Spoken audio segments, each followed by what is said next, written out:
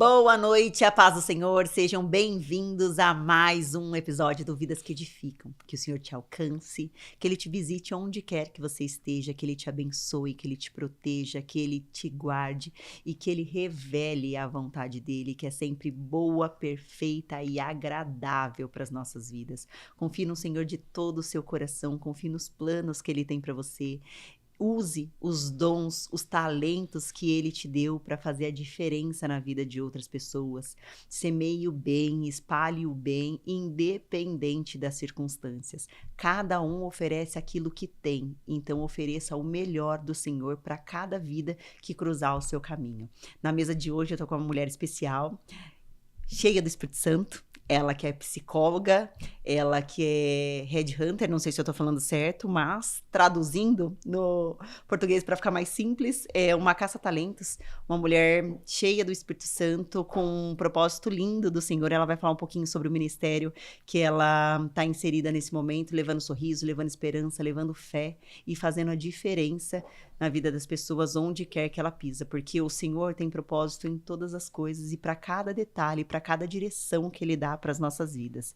Letícia, seja muito bem-vinda, é uma alegria ter você na mesa hoje, que o Senhor te use poderosamente, que Ele manifeste a graça dEle sobre a sua vida, que Ele revele através do teu testemunho a bondade, a misericórdia, o amor que Ele tem por você e pela sua família, que através da sua história e do que você vai trazer aqui hoje, que vidas sejam alcançadas, impactadas, restauradas, libertas, reconheçam os teus talentos e conheçam mais do Senhor. Seja muito bem-vinda. Amém, amém, muito obrigada.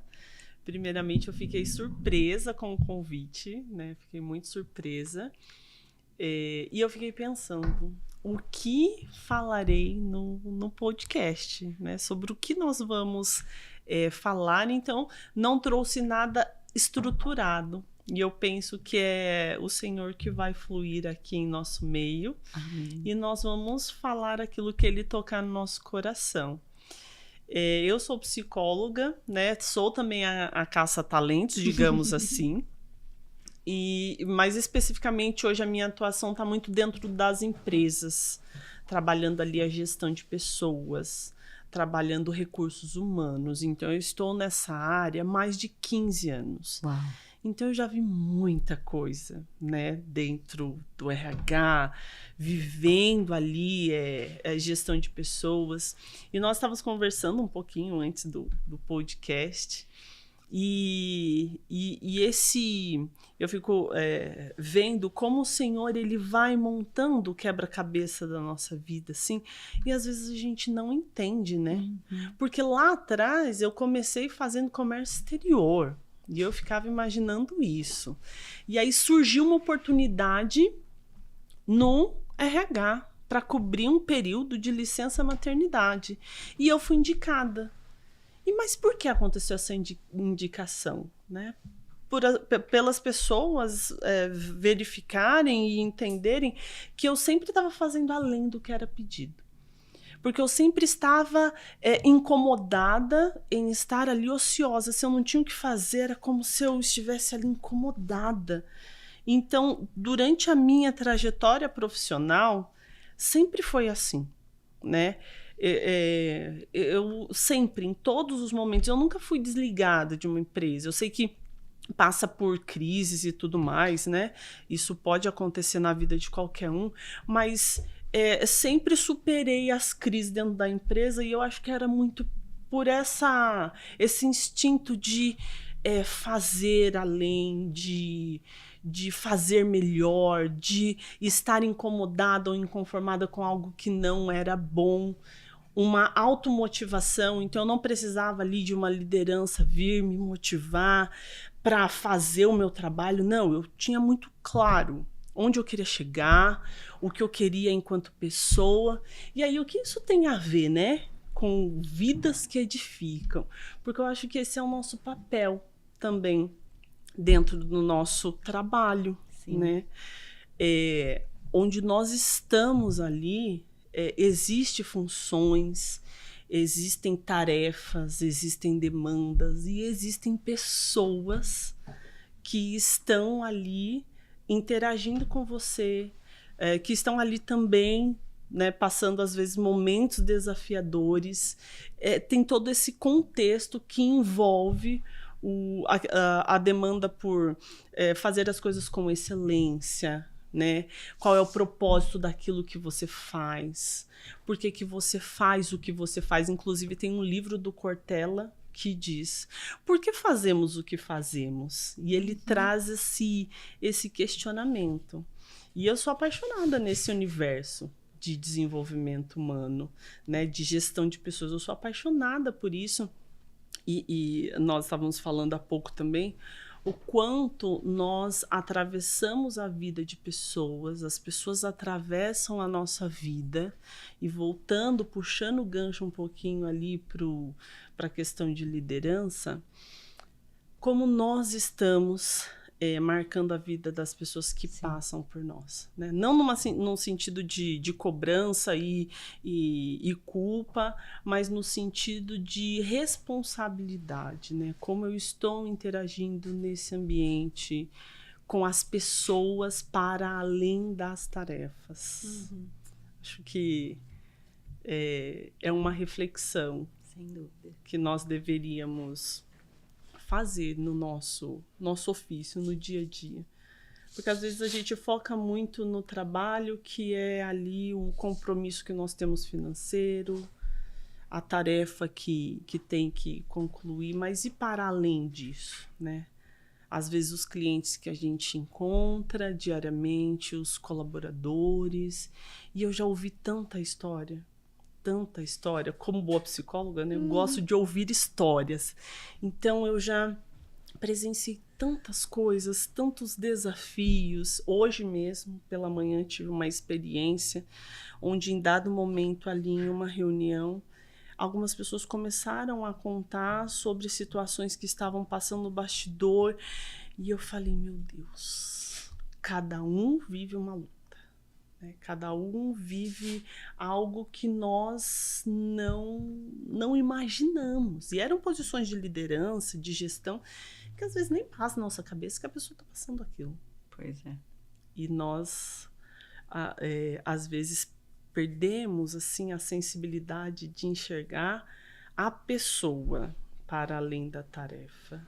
E a sociedade, ela nos impõe tanta correria, tantas cobranças, tantas metas, né? Muitas vezes nós nos cobramos e nos colocamos também nesse lugar, que nós esquecemos de olhar o outro pelo que ele carrega, pelo que ele vive, de se importar com o que o outro está vivendo.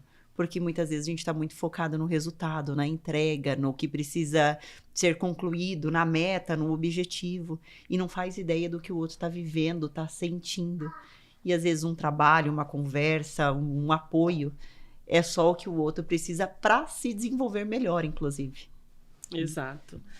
E quando a gente olha por essa questão do apoio, do acolhimento, eu acho que é entender qual é o meu papel, né? Vou puxar aqui um pouquinho pro lado da liderança. Qual é o meu papel enquanto liderança? Né? Eu sei que vivemos momentos desafiadores no processo de retenção de talentos, de contratação. Eu sei, essa é a minha realidade, né? Essa é a minha dor, a dor ali dos meus clientes, mas a gente precisa também ter voltar, não sei se é voltar ou se é buscar algo novo, mas voltado para a questão da sensibilidade com o indivíduo. Eu penso que isso às vezes se perde nesse caminho, e aí a gente entende que fica muito em foco a tarefa. Resultado é necessário, primordial, importantíssimo dentro de uma empresa, mas como que a gente consegue fazer isso mais humanizando ali uma gestão, tendo um olhar empático, cuidadoso, sabe? Como que a gente consegue ter esse olhar para as pessoas com sensibilidade e entendendo que o outro não vai estar bem todo dia, não é todo dia que está tudo bem, né? E tem uma frase que as pessoas falam muito, mais ou menos assim, no final as pessoas sempre falam, e tá tudo bem. Não, às vezes não tá tudo bem. E tá tudo bem, não está tudo bem, né? Então, às vezes, não tá tudo bem. E se não está tudo bem, como que nós vamos, enquanto gestor, enquanto liderança, nos envolver nesse ambiente e tentar ser a mão que acolhe? Porque, às vezes, a gente não tem braço para fazer coisas que aquela pessoa precisa. Mas, às vezes, é um acolhimento. Pois é. É uma palavra de incentivo. Às vezes olha, eu entendo que não está tudo bem, se precisar de um apoio, de algo, né, que esteja ao meu alcance, conte comigo, às vezes é isso. Uhum. E a sensibilidade, às vezes, ela se perde. Né? Eu penso que isso é algo que a gente precisa olhar e vai muito vai conectar muito com o propósito da liderança. Uhum. Né? A liderança em si. Se você pergunta o que é ser líder, né? O que é ser líder para você? Acho que é conectar esse propósito. É desenvolver a pessoa, é tentar extrair o melhor, o talento daquela pessoa. Porque, às vezes, eu sempre falo assim, todo mundo tem talento. Quem acha que não tem, é porque não se conhece o suficiente para saber qual é o talento. Mas todas as pessoas têm um talento. Sim. E, às vezes, você encontra na sua jornada pessoas que não se veem com esses talentos. Pessoas que não sabem qual é o meu talento. Uhum. E ali fica num movimento de, eu tenho uma demanda, eu vou operacionalizar, eu vou executar essa tarefa. Tá, mas qual é o meu talento? E eu acho que o propósito, às vezes, quando o líder tem propósito, entende essa missão, ele consegue olhar assim e falar, nossa, olha, né? Às vezes um feedback ou um programa de desenvolvimento e lapidar, e às vezes uma pedrinha que era bruta ali vira um diamante lapidado. Eu já tive oportunidades de ter profissionais assim, e eu costumo falar que as pessoas que passam na minha gestão, geralmente, eles voam muito alto, né? Voam muito alto, e eu acho isso bonito. Uhum. Olhar para as pessoas e falar, gente, que sejam muito melhores que nós, né? É isso. Que voem, que tenham sonhos realizados e continuem fazendo o bom trabalho, conectando o propósito, incentivando pessoas. Eu acho que o mundo precisa disso. E você tocou num ponto que é muito legal, porque muitas vezes dentro do ambiente corporativo, enfim, dentro dos ambientes, existem competições, né? E quando você é líder, na verdade, você tem que impulsionar o seu liderado para que ele voe mesmo, para que ele desenvolva o melhor dele, porque esse é o seu papel. Desenvolver pessoas, porque desenvolvendo essas pessoas você também vai ter melhores resultados. E quando você vê essas pessoas voando, é o resultado de que o seu trabalho deu certo, né? E não reter, porque vão chegar outras pessoas para você treinar, para fazer, mas deixá-las voarem, porque elas precisam plantar tudo aquilo que elas receberam naquele lugar em outros lugares. E aí o seu trabalho enquanto líder também vai frutificar em outros lugares através daquela sementinha que você plantou ali, da diferença que você fez na vida daquela pessoa por aquele momento. E isso também é muito valioso. Sim, é o que você falou. Acho que você falou agora, veio ao meu encontro de uma forma muito especial, que é sobre frutificar. Uhum. E aí, conectando frutificar, o ministério que eu estou hoje. Né? Porque eu penso assim, quando você reconhece o seu dom, você entende qual é o seu talento, aquilo é usado em várias frentes da sua vida. Uhum. É que às vezes a gente não percebe, né, o mover de Deus e como o Senhor se manifesta em todas essas frentes e como essas coisas conectam. Uhum. Né? Hoje eu sou clown. O que é o clown? Né? É aquele palhacinho bonitinho de visita hospitalar. É isso. Então, como que isso aconteceu? 2014, eu estava fazendo uma pós-graduação de psicologia e eu sempre tive a figura do palhaço como algo que eu gostava muito. Por quê? Na minha infância, não podia aparecer um circo na cidade que a minha mãe me levava. Tinha um circo, minha mãe me levava. Então, eu sempre gostei muito da figura do palhaço. Eu achava divertido e muito legal essa questão de fazer os outros darem risada. Mas eu, particularmente, nunca me achei muito engraçada. Há quem diga que sim, mas eu, particularmente, não acho que uma pessoa engraçada. E aí eu olhava e começou uma época que era os Doutores da Alegria. Passava no Fantástico, na TV, um monte de reportagem. Eu falei, nossa, Que demais! como eu queria fazer isso. E eu falava, se eu se eu conseguir ser o palhaço, aquela questão da excelência e de multiplicar, eu falei assim, eu quero aprender a tocar um instrumento para excelência, para fazer mais do que a figura ali do palhaço. E aí eu tentei me inscrever nos Doutores da Alegria. Não consegui, porque eu acho que tinha que ter uma formação específica, algo assim, algum critério, eu não vou me recordar no momento. E eu falei, isso aqui não é para mim, não dá, né? E aí eu fazendo essa pós-graduação, teve uma estudante, uma aluna, que era minha colega, pegou e falou em uma apresentação de trabalho, você tinha que levar um objeto e o que esse objeto significava para você. Ela levou o quê? Um nariz de palhaço. E aí eu fiquei encantada. E eu falei, meu Deus, ela é uma doutora da alegria. Depois da apresentação dos trabalhos, eu a chamei e eu falei, Rô, eu queria saber como que eu faço. E aí ela me indicou uma ONG para fazer o curso, para fazer todas as coisas. E eu falei, eu quero. Fiz a inscrição, demorei quase 1 ano para fazer esse curso, porque era uma fila muito grande e ela me presenteou com um narizinho de palhaço. E aí eu fiz essa oficina e eu comecei a ir para campo. E aí essa oficina que eu me formei lá, depois eu tive a oportunidade de multiplicar. Por quê? Eu peguei a ideia dessa oficina e eu falei, gente, tem tanta gente que quer ser, né, clown, quer ser o palhacinho, mas não é todo mundo que consegue fazer o processo, que consegue se formar. Então, o que eu vou fazer? Eu vou montar uma oficina e eu vou formar pessoas. E foi assim. Hoje, nós já formamos mais de 400, acho que de 300, 400 Uau. pessoas. Nós já fizemos mais de 8 oficinas. Que incrível! E é sobre multiplicar.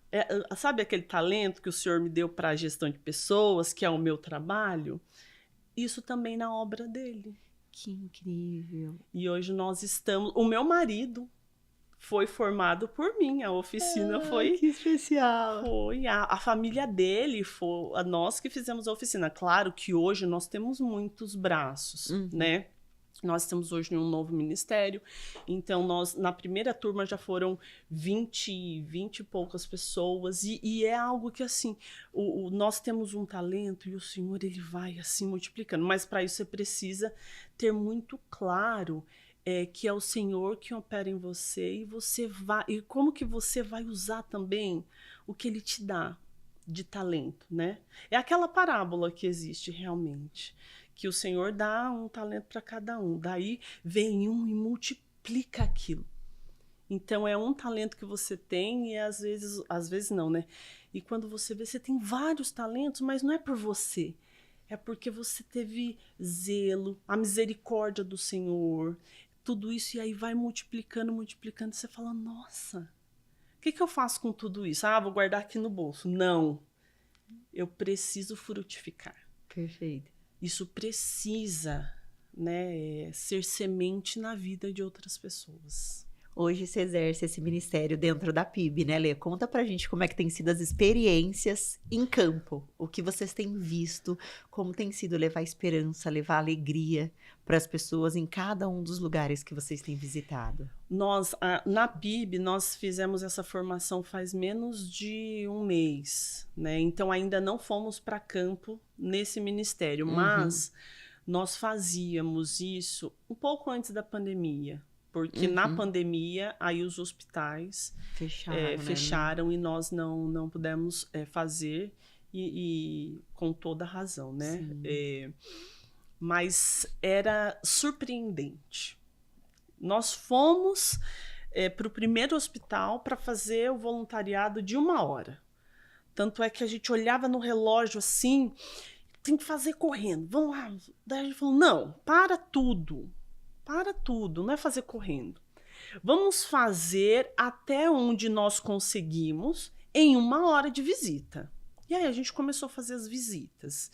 Então nós íamos para a ala de pediatria. nós íamos para UTI. Nós fomos para a área de coração, UTI infantil. E aí nós começamos, por quê? Dava uma hora, nós tínhamos que sair. Só que quem via, né, o nosso grupo espalhado e a gente não ia visitar aquelas pessoas, reclamavam porque nós não fomos visitá-los. E aí a gente explicava, mas é que a gente não pode. E aí começou a estender. Então nós entrávamos 1 hora, tinha que ser às 2. Daí depois nós entrávamos 1 hora e estendeu para as 3. Só sei que assim, no final, quando nós já estávamos lá no hospital fazendo trabalho, teve dias que nós saímos quase 6 da tarde, porque nós visitávamos o hospital inteiro, menos o pronto atendimento, né? Mas até às vezes ali no pronto atendimento a gente passava para cantar um louvor. E a nossa forma de intervenção era sempre muito musical, era com louvor. Então nós escolhíamos quais eram as letras que falassem sobre vida, letras que falassem sobre esperança, letras que falassem sobre a misericórdia do Senhor. Uau! E aí nós íamos passando nos corredores e a gente começou a entrar nos quartos. Então nós começamos a entrar nos quartos. Então nós passávamos nos corredores, daqui a pouco nós estávamos dentro dos quartos.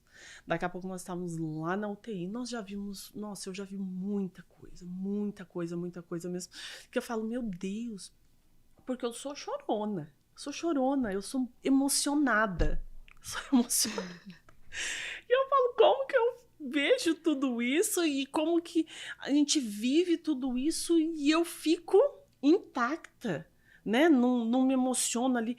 É porque, eu não sei, Natasha, mas assim, eu vejo que é a misericórdia do Senhor mesmo e é entender o meu propósito ali, que é levar essa alegria, aquele momento diferente, é seu riso em meio ao caos, é sobre fazer algo diferente. E aí eu penso, né? No trabalho, na minha casa, eu sempre tenho esse instinto, fazer diferente. Ah, mas você não tem medo? Claro que eu tenho. Tenho medo de muitas coisas. Ah, mas o que você faz com isso? Senhor, se não for da tua vontade, tira, porque eu vou. É isso. Uhum. É esse tete a tete. Eu tenho uma amiga que ela fala, você tem tete a tete com Deus, né, Letícia? Eu falo, sim, porque assim, é pela misericórdia dele. Senhor, se não for o Senhor, né? E acontece mesmo.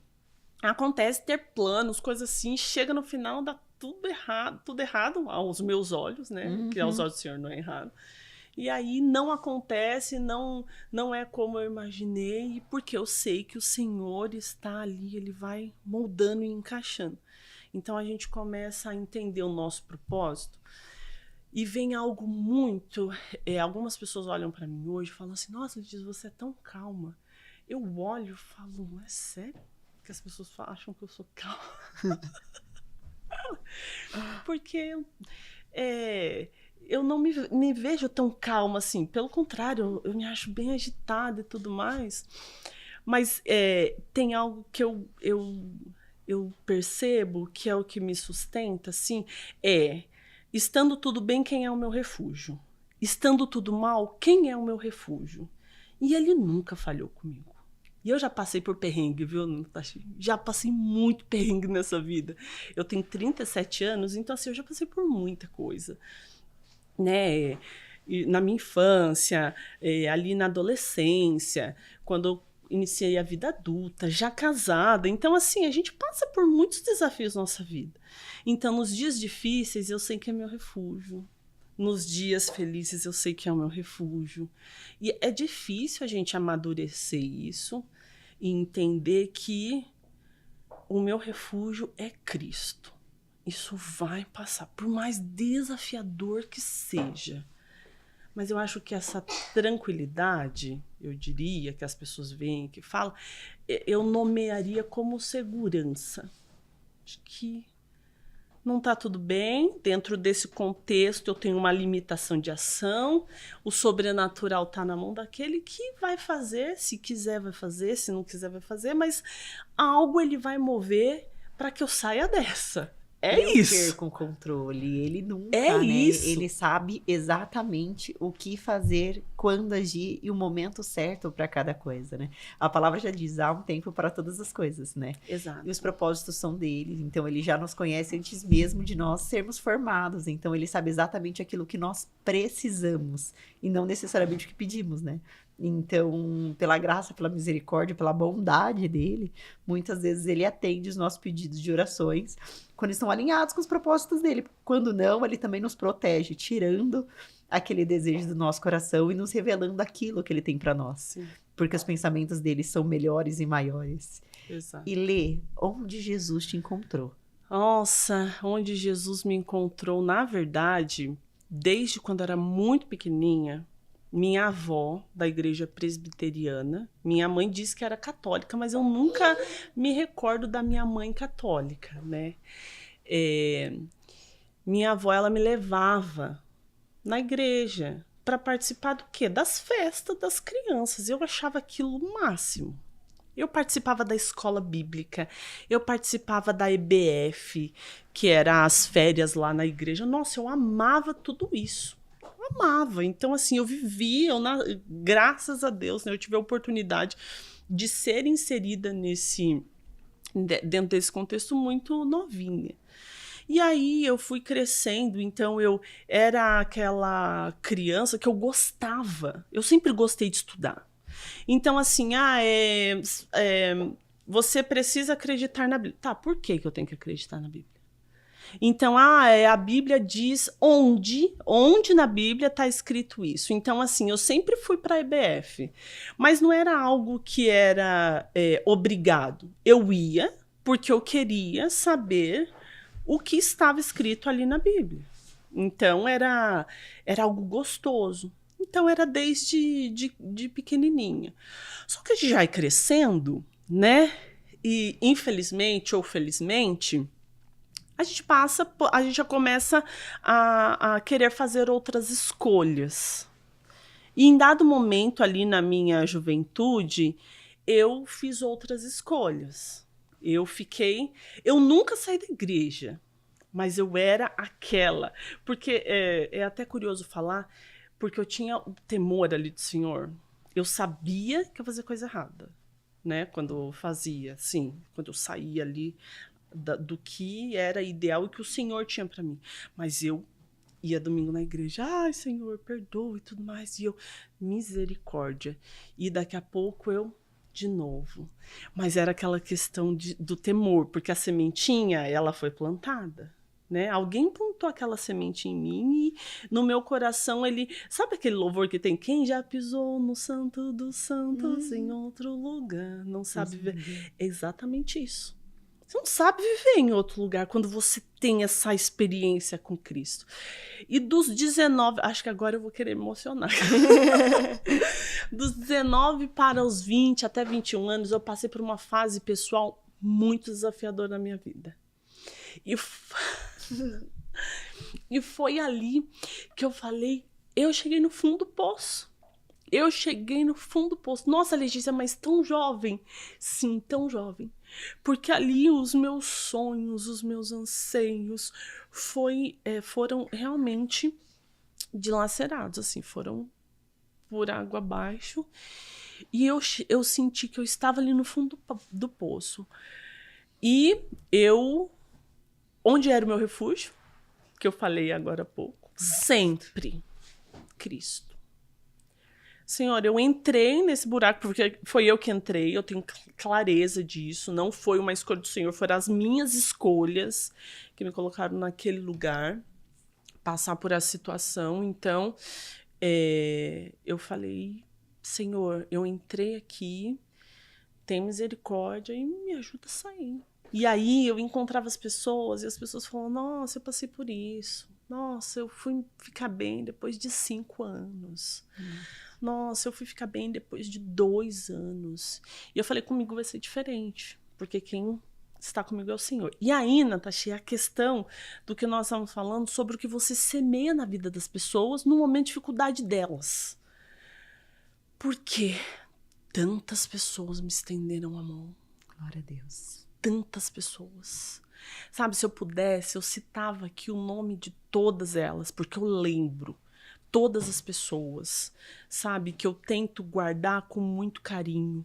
Às vezes, na correria do dia a dia, a gente esquece, né? Tem uma amnésia de quem te estendeu a mão nos dias difíceis.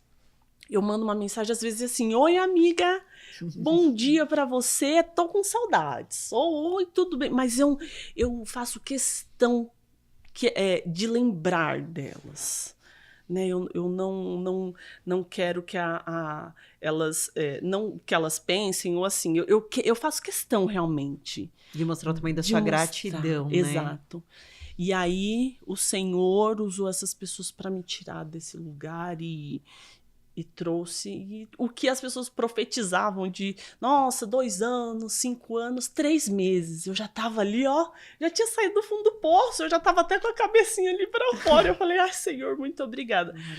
E daí por diante foi, claro, a gente passa por desafios, mas sabe, quando eu acho que eu fui amadurecendo, entendendo meu lugar em Cristo, me posicionando, e nessa missão constante, cada vez mais ficando claro sobre a importância quando nós atravessamos a vida de alguém, que marca a gente está deixando na vida dessas pessoas. E o que o Senhor te ensinou nesse processo, Lê, e o que Ele transformou depois dessa situação que você viveu aos 19 anos? Ele quebrou a minha vaidade e o meu orgulho.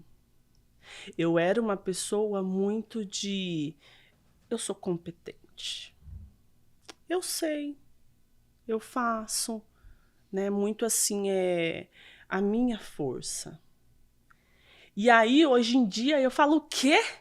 E hoje em dia eu olho para minha carreira, hoje, graças a Deus, eu tenho uma consultoria de recursos humanos. Hoje, graças a Deus, não nos falta trabalho. Hoje, graças a Deus, nós temos agenda já para 2026 fechada. Muitos clientes. Eu olho e eu falo, falo, Senhor, não é pela minha força, pela misericórdia do Senhor. Tem intervenções, tem processos, tem coisas que acontecem assim na consultoria e eu falo, meu Deus, é a tua mão purinha, porque eu sozinha não teria condições de avançar nisso aqui, né?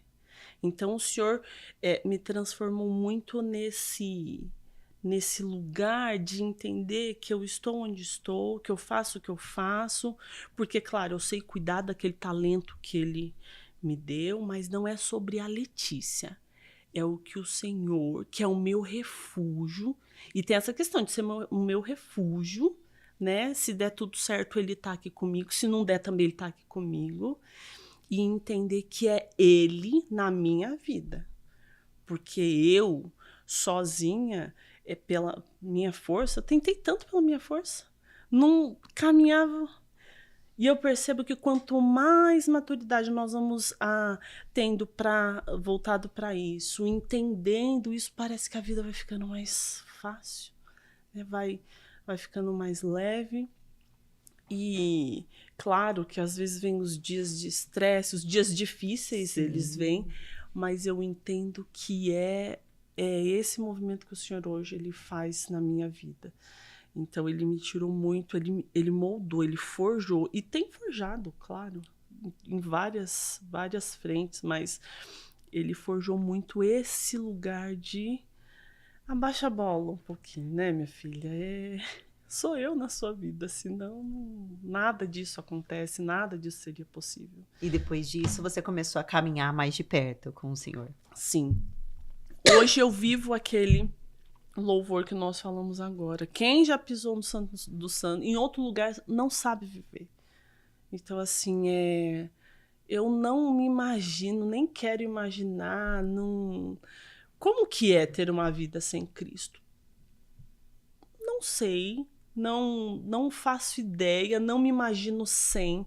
É lógico que, infelizmente, por sermos humanos, às vezes a gente tem altos e baixos, e às vezes você tá mais, né, afinado ali com Deus, às vezes você tá mas nunca distante. E eu fico em alerta assim, opa, Senhor, oração constante, leitura, próximo daquelas pessoas que me aproximam de Deus. Muitos pastores falam isso, né? Estejam próximos a pessoas que te aproximem de Deus. E isso eu sigo bastante. Então eu quero estar nesse lugar e eu não me vejo em outro lugar.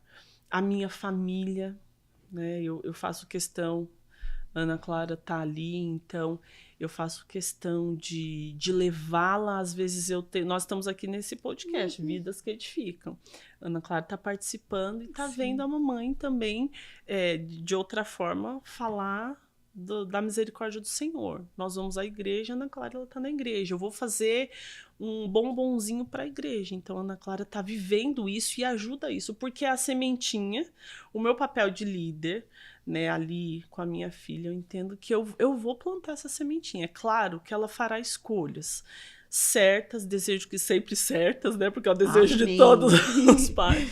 Mas assim como minha mãe sempre teve boas intenções comigo, eu tive escolhas erradas, mas a sementinha tá ali, ó. A sementinha tá ali. Então é isso que hoje eu vejo o Senhor na nossa vida, principalmente. Você falou de família, você falou da princesa Ana Clara, e como é que foi esse processo também da formação da sua família, né? Você passou por alguns desafios aí, alguns conflitos nesse processo. Como foi passar por isso e buscar no Senhor o seu refúgio, sem perder a fé, sem desanimar, e buscar forças nele mesmo? Sim.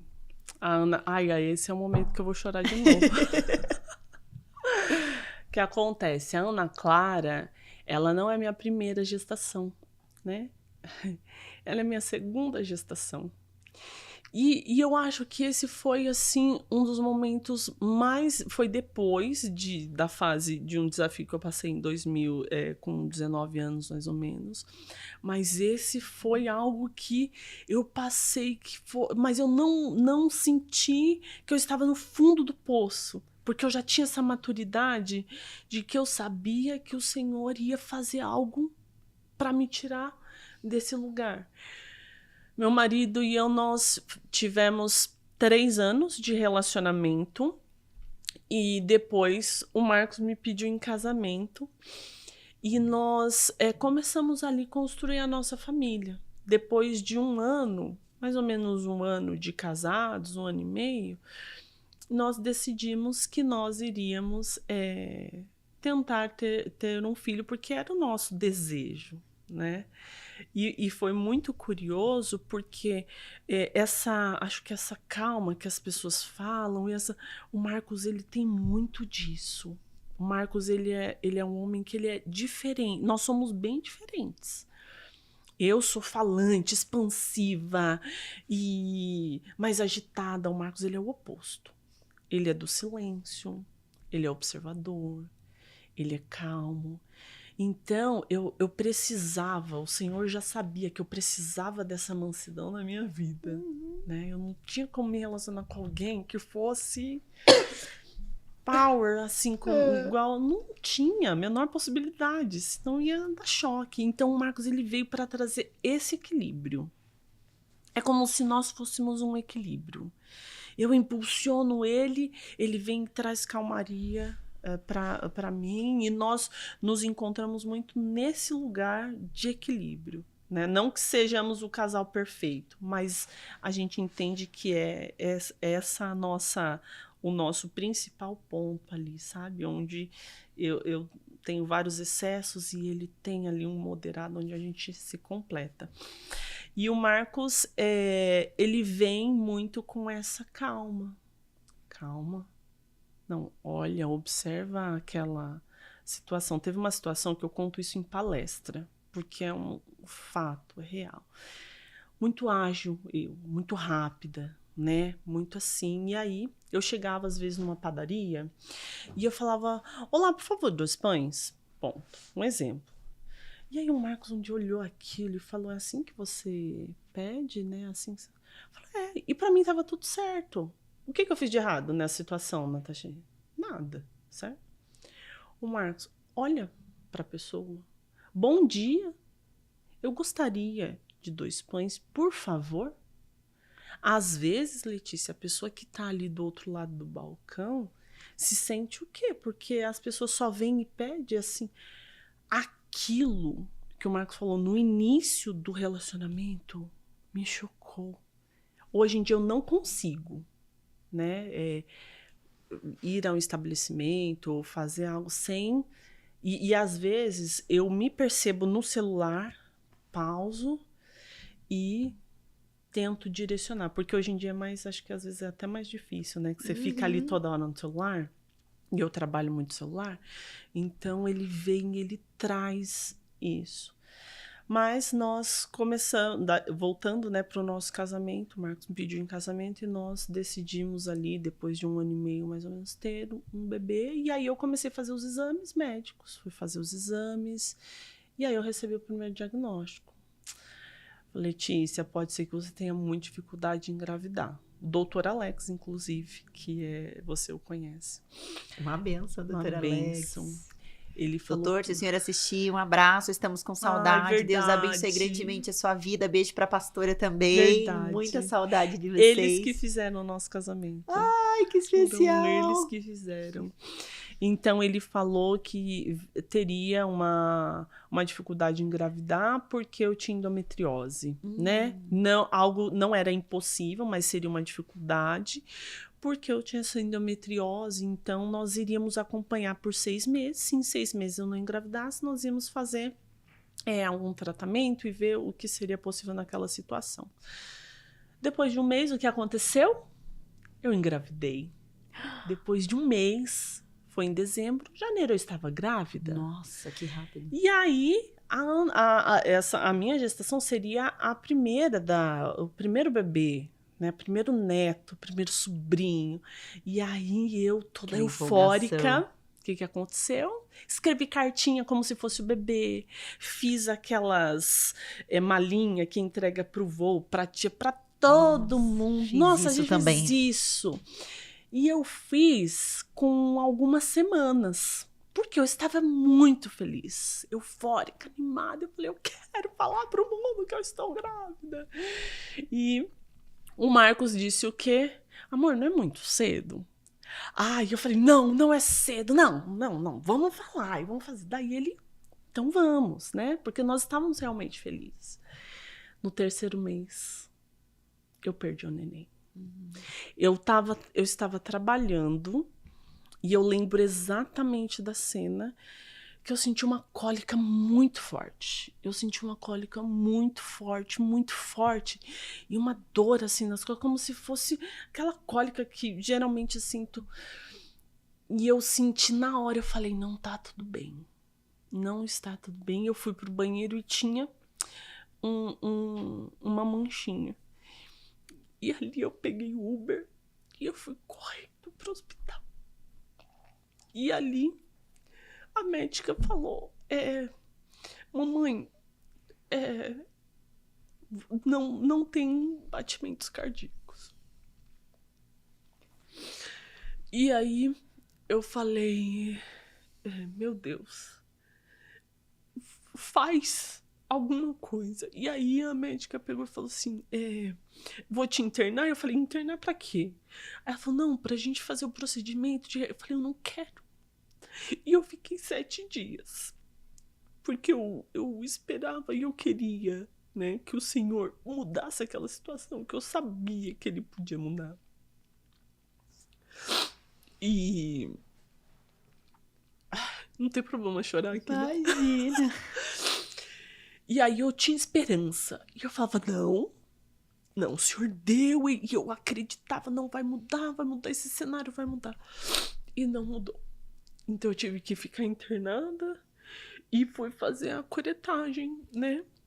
Pra retirar. Porque realmente não tinha batimentos. E aí o sangramento ele acabou aumentando um pouquinho. Só sei que eu estava na mesa de cirurgia E eu falei, Senhor, segura a minha mão, porque assim, eu não tenho força pra viver isso. Porque era o que eu realmente queria muito com o meu marido. E aí, é que eu fico muito emocionada com isso. E eu pouco falo disso, né?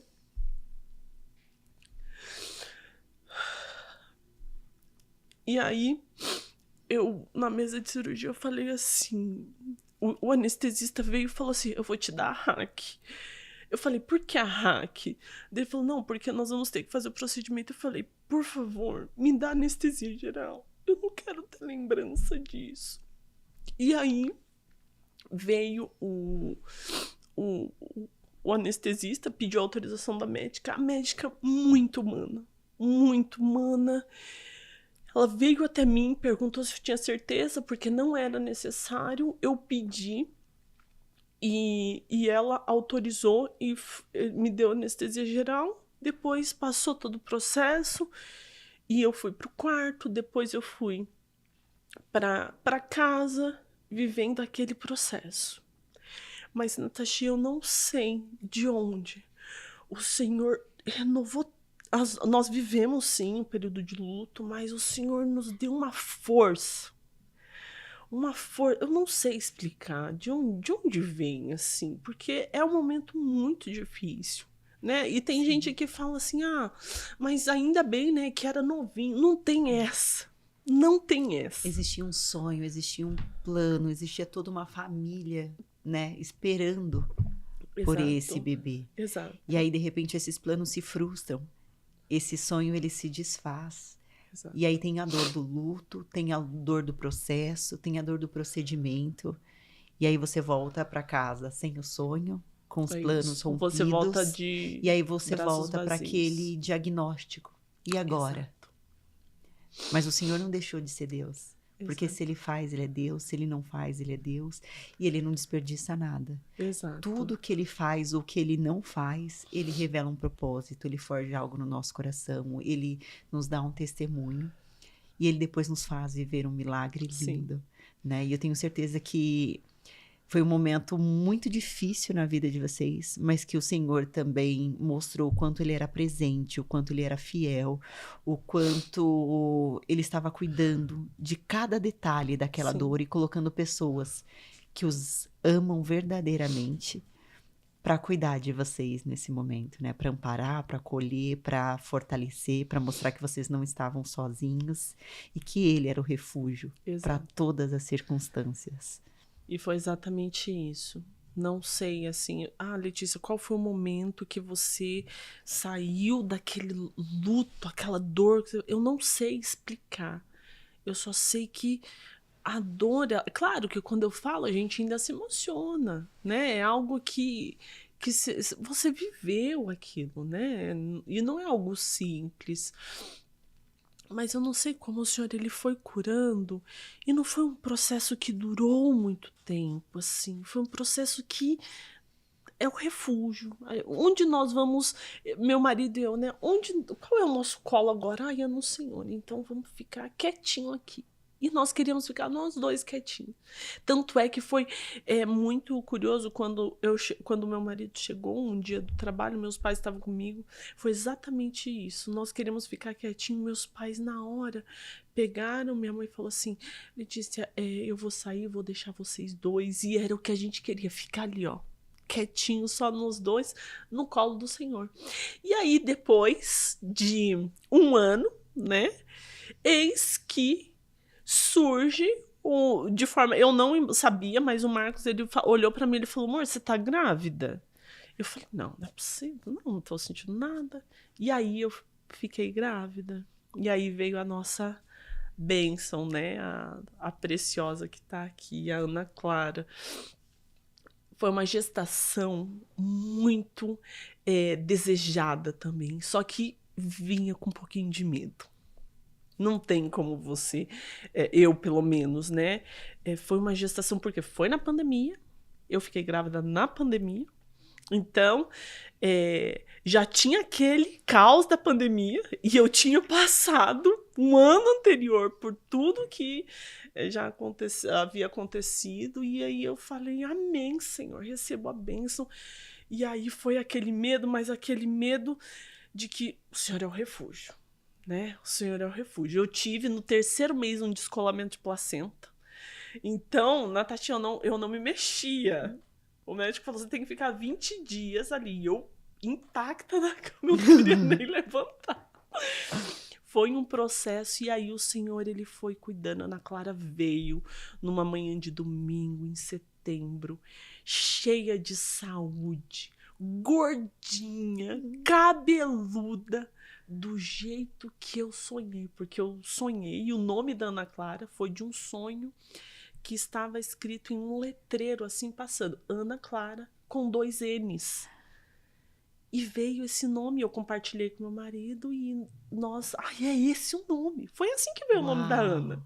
E aí veio, né, eu sonhei com esse nome, e aí veio Ana Clara, toda cheia de saúde, com todo vigor, e o Senhor tem trabalhado na nossa família dessa forma. Então, depois nós continuamos ali fazendo o nosso trabalho dentro da igreja, em outros ministérios, não estávamos, mas o Klaus sempre foi um ministério guardado no nosso coração. E eu falava assim, amor, eu queria voltar a servir juntos, porque eu servia no Ministério das Mulheres, às vezes na ação social, íamos junto, mas eu falava, sabe aquilo que você sabe que o Senhor tem isso guardado para sua família? E hoje nós estamos juntos agora em 3, né? Embora Ana Clara não seja formada ainda oficialmente, mas os lugares que são possíveis que ela esteja, o hospital não é um lugar possível, mas os lugares que são possíveis, a Ana Clara tá lá, a doutora Pipoquinha, que é o nome dela, com o narizinho bonitinho, e o Senhor cumprindo as promessas dele na nossa vida. É claro que, você percebe, foi pra gente viver tudo que o Senhor tem, foi muita forja, né? Mas a gente sempre entendendo quem é o nosso refúgio, e com essa visão, essa sede de multiplicar mesmo, né? De o que eu tenho para entregar. Lê, a gente está indo para o final dessa mesa. Se você pudesse dizer algo para Jesus nesse momento, o que você diria para ele olhando para toda a sua história? Obrigada. Acho que obrigada. Obrigada, Senhor. Muito obrigada. Eu me imagino muitas vezes me encontrando com o Senhor e abraçando e falando obrigada. Eu não tenho... O que eu sinto é muito além de um obrigado. Mas eu não sei expressar em palavras o tamanho da gratidão e do que eu sinto por tudo que o Senhor faz na minha vida, na vida da minha família. Eu não acho que não existe uma palavra que consiga expressar o que eu sinto. Mas é muito obrigada, muito obrigada. E se você pudesse dizer algo para alguém que está vivendo por algo semelhante ao que você viveu, e talvez essa pessoa ainda nem conheça Jesus, o que você diria para essa pessoa? Vá para o refúgio certo. Deixe o Senhor te dar colo. O segredo dos momentos que eu superei na minha vida foi porque ele foi o refúgio. E às vezes quando a gente pensa em refúgio o Senhor vai mandar alguém, um profeta, alguma coisa. Às vezes assim, é alguém que vem, é aquela mão que vem do nada, sem menos esperar. E coisas sobrenaturais acontecem quando você tá ali no Senhor. E entende que é Ele o refúgio. Não está tudo bem, minha filha. Não está tudo bem, mas eu tô aqui, ó. Eu sou o seu refúgio. Então, tenta descansar. Porque o Senhor sabe, às vezes, no nosso coração que a gente quer descansar, mas não consegue. Mas assim, entenda que o refúgio é nele. Então, vá para o refúgio certo. Acho que esse é o que eu gostaria de falar e que talvez as pessoas entendessem.